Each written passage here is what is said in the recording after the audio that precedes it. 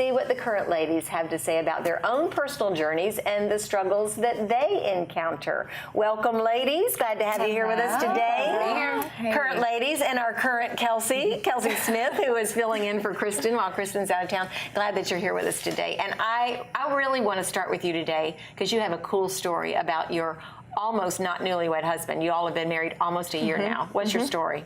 My story and how it relates today, and how I want to challenge the viewers, the dating viewers, is that if you're dating someone seriously, you should have the conversation about pornography, because you need to know as a woman if that's a struggle for them. You need to know if they've conquered it, if they're currently struggling with it, and if they have had a lot of that temptation. And so I asked my husband before if I could say this, but I asked him, during our courting season, and by the grace of God, he did not and has never struggled with it, which I'm so thankful for. But it doesn't mean that I don't continually pray for him, that I don't continually pray for the other men in my life, because that's, as women, we think, what can we do about it? Well, we can ask them, and then we can also pray for them and be prayer warriors, because we know it is, like you said, every man's battle. Every man's battle. Right, it is. Well, and it's I have to tell you, I'm a mother of a teenager now. And, for me, I'm constantly thinking of it, because I told my son this the other day. I said, son, you're going to have to respect women when they're not respecting themselves. And it's a hard lesson that you have to teach now, because, it's what comes in the mail. It's the little catalogs, and I'm trying to keep them, because I'm trying to help protect, but it's the little things that pop up on your computers. And I have so many friends that their kids at 12 and 13 years old are already addicted to it. And they're in the middle of going, so it is a very real thing that our boys, not just men, but our boys are going through, and we need to be talking about this, and we need to figure out ways that we can help as parents to start protecting our children and our husbands. Yeah, well, you're all mothers of sons. Yeah. How do you deal with it? How have you broached the subject with your kids? In our home, we're communicators. I think obviously there's an age-appropriate time to communicate certain things with your children, but with our son, boys by nature are very inquisitive, and so our son's going to ask questions, and I thank God for covering him and keeping him from a lot of things, but we communicate. That's not an appropriate way to present yourself, but we all know that even during family-friendly hours now, you really can't have your child just sit down and leave the room. we have to censor everything that's coming his way. So we communicate about it. What's an appropriate way? What's it, even with our children, everybody always asks, well, what's the appropriate time for if you have a boy and a girl, for them not to bathe with one another? And so you just have to guard their hearts, their eyes, their ears, and mind, give them the word, tell them, teach them how to respect others. And I think a lot of it, they look at their mother and father and how they interact and how they treat one another and honor one another. But I think open dialogue is key. And then obviously devices, we talk about that a lot. Make sure we have kids YouTube, and you're protecting your children's eyes. No.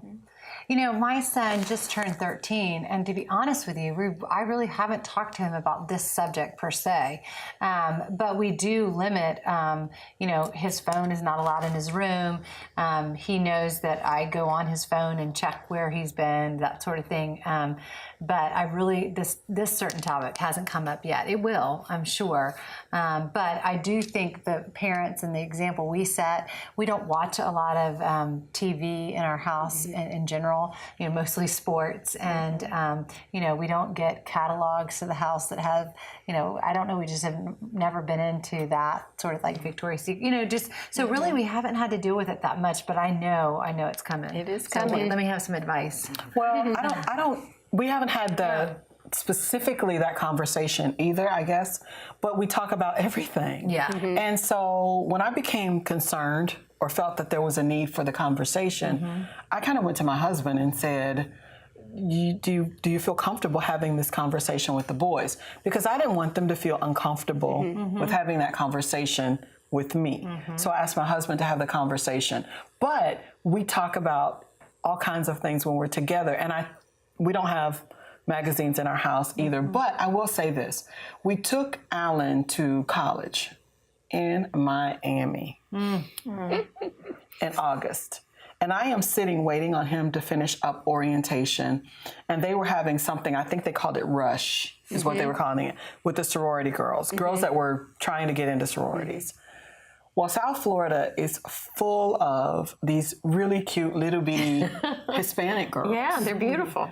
Well, they had on the smallest dresses I've ever seen in my life. And I sat there and I got so overwhelmed and so nervous. And I called my husband and I said, okay, you're going to have a conversation because I can't. I don't even know where to start with this. And so I depend a lot on my husband to have certain conversations because he and I have had those conversations, and I know that he has what they need in order to grow and to mature and to not fall into. Well, guess what conversation you temptations. get to have with your daughter's prospective husband?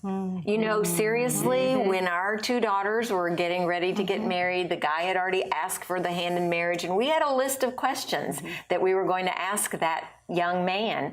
And I'm not sure that we did it with Kyle because you had already had that discussion with him. But everything that I read from them, some of these wonderful Christian male writers say that there are about 4 or 5 really important questions you need to ask the guy who comes and asks for your daughter's hand in marriage. Are you involved in pornography at all is one of them. And man, I mean, it takes courage. It took courage for me to even want to do a program like this. I don't want to have to talk about it, Deborah. I'm like you. I don't want to have to discuss it. I don't want it to be in our home. I don't want... But we have to have the courage to do that. Because it's destroying men and it's destroying marriages. And we were just talking about, I think it's one of the number one things. We live so blinded, but it's very real. And it's funny because my husband's doing 2 books, and I can't remember. It's like Clueless Boys, Aggressive Girls. And he is taking, and I'm so thankful, men who are out there, please get involved with your children and with your sons. I thank God every day that I have a husband who lives it. Me too. You know, one of the things that I made a list of 80 things that I was looking for in a mate, and one, I know, that's a whole other conversation. But anyways, but one of the things that I had on there is I wanted somebody who did not stare at other women. I just didn't like even that glance, or that I wanted somebody that when he was with me, he honored me and he honored his God. And I think that there's just little things that we can teach our boys. We were talking about today, her and I, it was such a sweet conversation because, you know, girls post. I mean, I'm like, who are these parents that let your kids take pictures of themselves in bathing suits and post it? And then Christian boys are liking it. I'm like, don't like that. You need to stand up and tell that girl in a Jesus-loving way, say, I love you, you're beautiful, but I don't need to see you naked, half naked yet. I mean, there's just little things I think as Christians and as moral people that we need to stand up and start saying, that may be not the best thing for you. And I feel like it's time for us to start making that stand, going, you're beautiful. Well, you can challenge the guys who come to your house to pick up your daughter, to be able to have them be challenged, to treat your daughter with respect, to tell that young man she's a daughter of a king. She is in a line of royalty, and she deserves to be treated like that. And if we're not communicating that, first of all, to make that daughter believe that, and then secondly, for the guy that comes to the door, then we're missing the boat as parents, because that's our job. Now, I have done that because I have one daughter. One daughter. And everybody knows that she is my heart, that I love her dearly. And I refuse to allow some guy to come in, and well, she refuses, I should say. Because Brandy, you've met my daughter. Her confidence is through the roof. That's good. But she knows that she's a princess, and that she deserves to be treated a certain way. To the point where I say a lot of times, this is my princess. And so when she's dating someone, they come in knowing that in this family, this is how you treat women, because we won't tolerate anything less. So, I haven't talked to my boys, but I will talk to the boyfriends. Yeah, because they're going to date our girls. So that's why I tell people, I'm raising your future wives and husbands. You're raising the future. We have to work together as a community to raise each other up, to be people who, And you know what else I used to tell and I do tell my boys this. When you're dating a girl, if that girl is not going to be your wife, she's going to be somebody's wife. Come on. And do you want to treat somebody else's wife this way? Would you want somebody to treat your wife that way? And so it's important to me that they understand how important it is to respect all women, because if this is not going to be your life, what are you handing over to this next And person. that's what pornography does. It perverts. You know, It does. The devil's an imitator. He can't duplicate what anything, God does, right. but he can try to water down and he can try to demean what God really has for Right. you. And I read this study by Dr. Archibald Hart, and he interviewed over 600 Christian men, and only 6% of them said that they were truly delivered from the effects of pornography. So that told me this is a major stronghold, and how he addressed how it can be treated. It needs to be treated like an addiction, whether it was alcohol or drugs or whatever it is. But the first thing, and no pun intended at all, but they said exposure brings closure. You have to tell someone what's done in secret. And there was a young man that had a powerful testimony in college, football player, got exposed to pornography through one of his teammates. And he was starting to struggle with it and go home to his parents' house and watch pornography, but he was a Christian. He was dating a Christian girl, and it was tormenting him. It was literally eating him alive. And he ended up telling some of his friends, and they looked at him like, man, that's not a big deal. That's no right. big deal.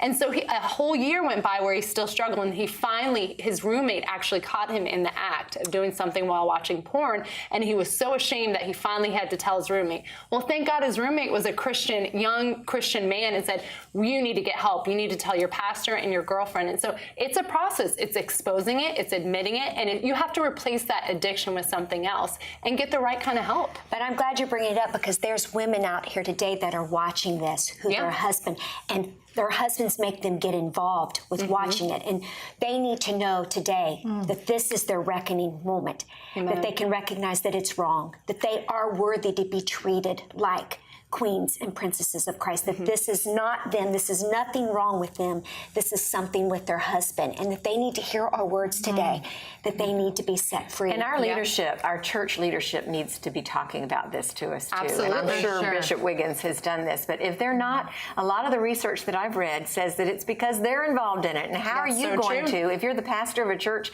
and you're involved in pornography yourself and in perverted thinking and activities, how are you going to preach that message? They don't want to be hypocritical, but they're, it's just a painful thing. So I think our leadership needs to step up. I think that we as women not only need to pray, but we need to be talking about it with our men, with the boyfriends, with their sons. So, it's tough. It's tough. And I love what you said about, that roommate. He was, in a way holding, that young man accountable. I think that's what our men need. Our men need other men surrounding them to challenge them, to hold them accountable, and then most importantly, to make sure that they're having a repentant heart. Because at the end of the day, if there isn't a repentance of your heart, you're going to keep doing that.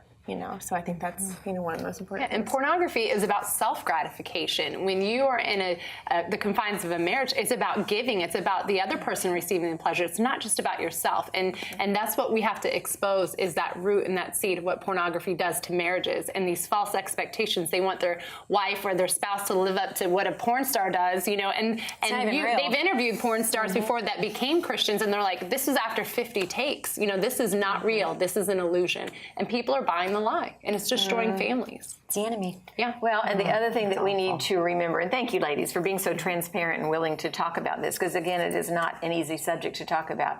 But we have to understand that it is a perversion. First of all, to admit that it is wrong, and that it leads, our research has led us to understand that it leads to other perverted types of things, like child pornography and like other things that we don't even like to talk about or mention here on the air. So know that if you are involved in something like that, or know somebody in your life who is, we're praying for you, and we're praying that you will have the courage to do something about it, because there is life victorious in and only through Jesus Christ.